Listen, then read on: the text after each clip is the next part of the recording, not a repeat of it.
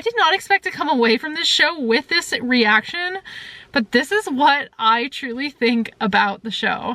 Hey everyone, and welcome back to my channel. So I made a reaction video for Tiger King episode 1, and many people said you have to watch the whole season. I binge watched the entire thing in one day, and I feel like I'm a different person. I feel like I'm 10 years older. I want to talk about my reaction to the entire series from the perspective of a wildlife biologist who has worked at animal sanctuaries in the past. So there are so many themes to dive in on this show.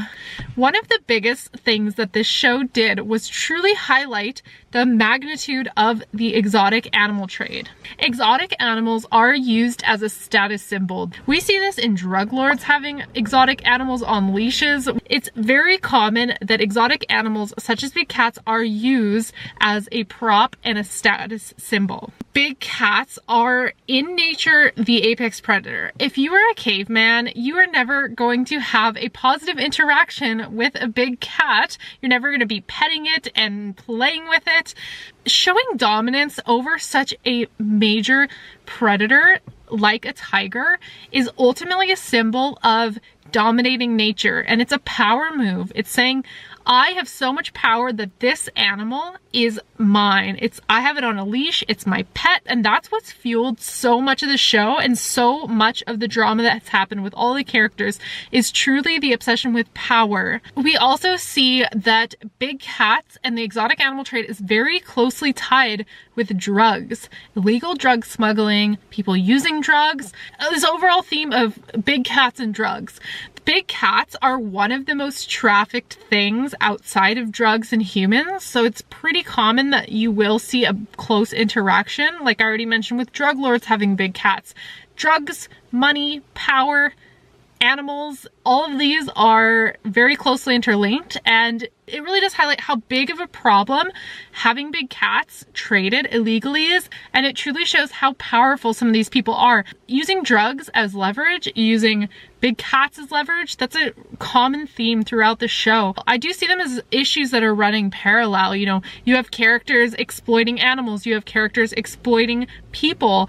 All of it does highlight the exploitation of people and animals. Similar to drugs, Jeff Lowe uses big cats to lure girls to his Vegas hotel rooms with the promise that they could take photos with tigers. Also, the cult that Doc Antle runs, he's using cats as a lure to get vulnerable people into his control.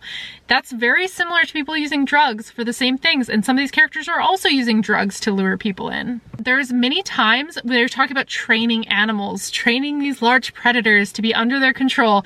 They also were talking about training women, and so it closely links together the fate of the big cats and the fate of the women and the men who are exploited by Doc Antle, Joe Exotic, that are absolutely guilty of human and animal exploitation. Here's close to one of the biggest problems I had with this series. Netflix, you are making a series on big cats. You don't have a single trained person explaining what is going on. Everyone is an unreliable narrator. So by creating these crazy unreliable narrators, by going through their past and pulling up every bad thing anyone has ever said about them, no one is ever going to trust any words that come out of these people's mouths. You hear Carole Baskin talk about the illegal animal trade and how bad tiger petting is. The next scene goes into all these horrible things that she's done, so that invalidates the point that she just made. And so if you don't have someone who actually has education and training, like a scientist and an animal behavior expert, you are just allowing people to think that everything that is there given is wrong. I think it's incredibly irresponsible to make a wildlife documentary. You could argue that it's not one, and that would be fair. Reality TV show about big cats without having a single actual trained, educated expert talk about big cat behavior, conservation issues, and to actually talk about the issue that the show is trying to portray. Why would you not have a single trained person? I think that is so deliberately bad. I think that purposely misleads the public and does not educate anyone. And they go beyond that and they take the person who is actually telling truth about what it's like for big cats in captivity, which is Carole, and then go on for episodes and episodes about her personal life to try to invalidate what she said about big cats. I think that's really irresponsible. I do not think we have the evidence to say without reasonable doubt that Carole killed her husband. They interviewed Joe Exotic, the man who tried to kill her. They interviewed her ex-mother-in-law, and they said all these horrible things about her. That said, there was absolutely some sketchy stuff that was said about Carole that made me go, huh, that's sketchy. I don't want to like take anyone through the ringer when they have not been proven guilty in a court of law like Joe has, without actually being qualified to assess the evidence. You know, we got a lot of circumstantial evidence. We got a lot of testimonies from biased people in the situation. I don't think she should be put through the trial by public and be called guilty. And I think it's actually incredibly inappropriate for the show to mislead her and say that this is like the Blackfish of big cats and then end up digging up a bunch of dirt about her own personal life. That said though, I think her husband's death should be investigated, as in the family deserves to find out what really happened and the man deserves justice. It's not my place to say that anyone's guilty. I think it was really inappropriate for the show to even go there, to be honest, and to really dig into anyone's personal life. I would have liked it to focus on the cats, because focusing in on these crazy personal lives and like sex lives and like drug use, I think that's just straying away from the important point, is the cats. I think that was a really irresponsible thing for the producers to focus on that, when meanwhile there's a much bigger issue that should be addressed, and that's cats being abused. Continuing on to the comparison of Joe Exotic and Carole Baskin, a lot of people are saying Carole Baskin is no different than Joe. I think painting them with the same brush is really irresponsible as well too. So Carole Baskin runs a big cat sanctuary. She does not now breed cats. While Joe Exotic was breeding cats, exploiting them, he literally murdered them for no reason. They found bodies of tigers buried in his yard. Meanwhile, Carole is taking in animals that needed help. Is Carole's sanctuary the #1 best sanctuary in the world? No, I don't think it is. I've seen better sanctuaries. That said, it is a different level of Joe Exotic's roadside zoo. One good thing the show brought up was the exploitation of volunteers or unpaid or low-paid workers in the conservation field as free labor. That is a major issue, and I'm actually really glad that that was brought up, because that is so common. I have never been well paid or even decently paid working in an animal sanctuary. Nearly every animal sanctuary and zoo and roadside zoo underpays their workers or does not pay them at all. That is so widespread in this industry that I don't think we should call out Carole alone on doing this, because then you're going to have an issue with almost all sanctuaries in the world, because this is such a common practice and I don't think it's right, and I think it should stop. And I do think people need to be properly paid for their labor, but this is an issue with Carole. This is an issue with the industry at large. Another example of where we could have used a scientist to give us a better opinion is when one of the characters says, #1 are endangered species. Duh, what's the first thing you should do to protect an endangered species? Make more. That's not true. There's so many topics along the issues of wildlife habitat loss, deforestation, climate change that could have been brought up in this, even just a sentence, even just one little sound bite, but they were not. The viewer was left to just believe the person that was giving them the information that breeding is the best option for conservation. They were never corrected, and that is dangerous, my friends. One of the arguments for why Big Cat Rescue was not an ethical sanctuary was because there was a photo of the volunteers holding up dead rabbits to feed to the cats. I just want to ask you guys, what do y'all think big cats eat?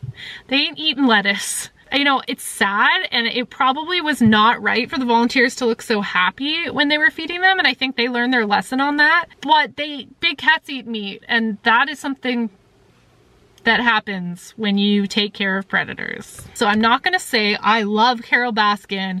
She's great. She's truly a hero. She has sketchy things about her. She's a real person. She has a dark past. She has all these things that she probably isn't proud of. But I'm not going to paint anyone in this show as pure evil or pure good. Even some of the absolute worst characters in the show have redeeming aspects, you know, struggles they've gone through.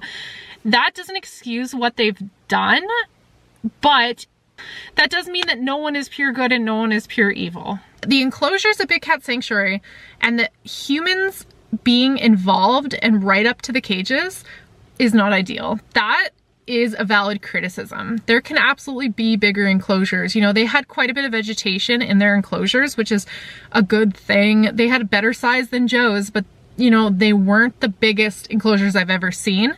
I think it was absolutely so irresponsible that Joe, I guess he stole Carole's diary, and then the show filmed him reading her diary, and the show is basically promoting that because they're playing that footage in the show. If you took my diary and read from it in order to attack me on international television shows, I swear to God, you'll find much worse things written in my diary than what Carole wrote in her diary about people that I had relationships with. Some of the characters, the way that they came off is I truly do think that they cared about cats. I think that a lot of it is truly misinformation. Heart's in the right place for a lot of people, not everyone.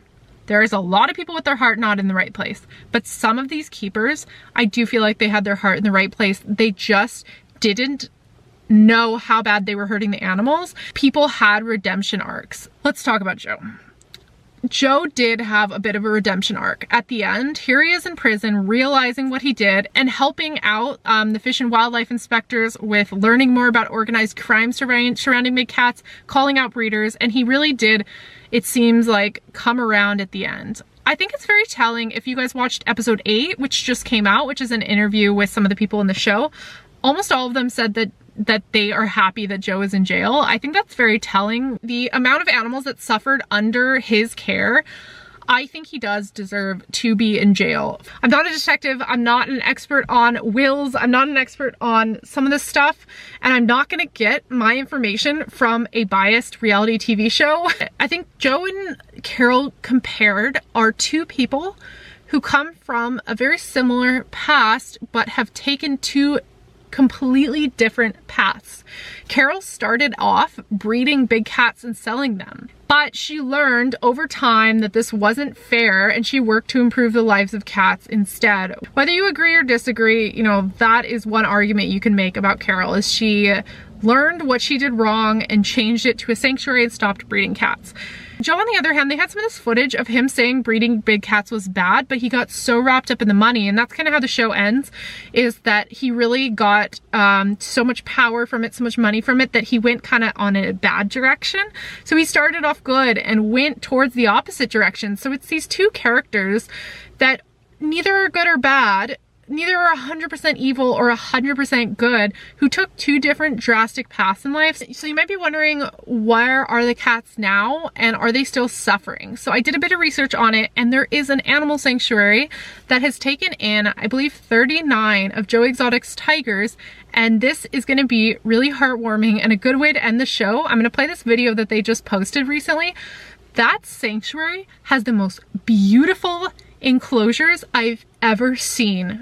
The 39 tigers we got from Joe, they live in habitats, once again, anywhere from about 5 to 20 acres, 10 to 15 acres. They have ponds that they can go swimming in. They have trees, they have water features, they have hills and underground dens, above ground dens. They now live in social groups. They have acres of land besides, instead of square feet. They have an open sky above them. They don't have, metal bars around them. Look past human drama to see the animals that are behind the scenes, because they're truly voiceless. It is heartwarming to know that many of these cats now are living beautiful, amazing lives. Unfortunately in captivity, because they can never be re-released, but they have a better life now. I know there's going to be a lot of people who don't agree with me on my assessment of some of the characters. That's fine. We can all agree to disagree on this because it's a very polarizing show with a lot of strong emotions and feelings attached to it. Feel free to share your ideas in the comment section down below. And if you want to see more videos like this, click the subscribe button down below to subscribe to my channel, and I will see you next time. I want to give a shout out to my newest patron, Tiffany Riley. Thank you for becoming a patron. If you are interested in becoming a patron for my channel, you will actually get access to a private Discord chat where we've been talking about Tiger King for about a week now. I do monthly Q&A live streams on my channel just for patrons only. If you're interested in joining, click the link below, patreon.com/wildbiologist. And thank you to all my patrons for supporting me and my channel during this time.